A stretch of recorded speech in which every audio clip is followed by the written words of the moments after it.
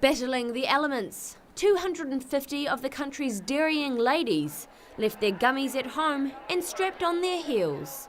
Dairying with resilience. That's this year's theme for the Dairy Women's Network conference held in Rotorua. We just had delays, long delays. I should have been here in the afternoon. I got here at 9:30. There are almost 20 generations of farmers in the Mann family, and Jeanette Mann is determined the tradition will carry on.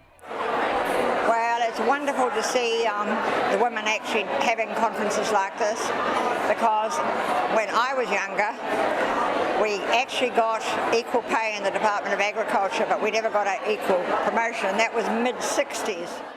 CEO of the Dairy Women's Network, Sarah Spate, is all about celebrating the input women have in the dairy industry. One of the issues I have with the dairy industry is our ability to shoot people down before they've even got up. But what does the theme resilience mean to her? Resilience is really important because for our industry to keep growing and thriving, we need to have a resilient industry, resilient communities and resilient farm businesses.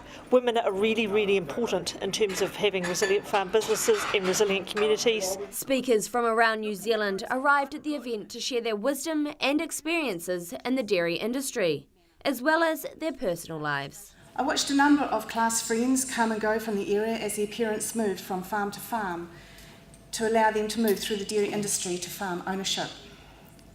I vowed I would never be a dairy farmer. I think it's fair to say I've plunged the depths of failure and I've reached the heights of achievement. At 17, I was lying on my parents' bed, as adolescents have want to do, because standing up is always very tiring. And I asked my father, should I go to Massey University or Dunedin? And having been to neither, he thought about this carefully for 1 or 2 moments, and he said, oh no, not Massey, that's an agricultural college. Which is how I ended up at Massey. Key speaker at the conference was savvy businesswoman Sarah Kennedy.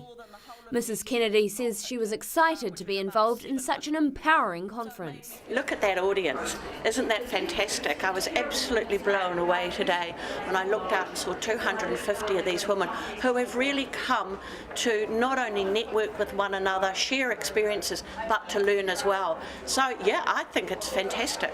And the highlight of the 2 days was the highly anticipated inaugural Dairy Woman of the Year award, which was won by New Plymouth dairywoman Mrs Kuriger.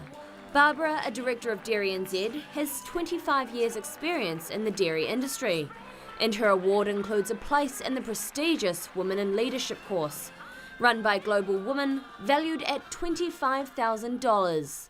And she was overjoyed with her win. Pretty overwhelmed actually. It's like there was 6 finalists and I just looked at all of those other women, and 2 of them I've worked very closely with in Taranaki, and I've met Mandy before and I've met Justine. You know, like I just knew them, and I just didn't feel it was me, so I'm still overwhelmed.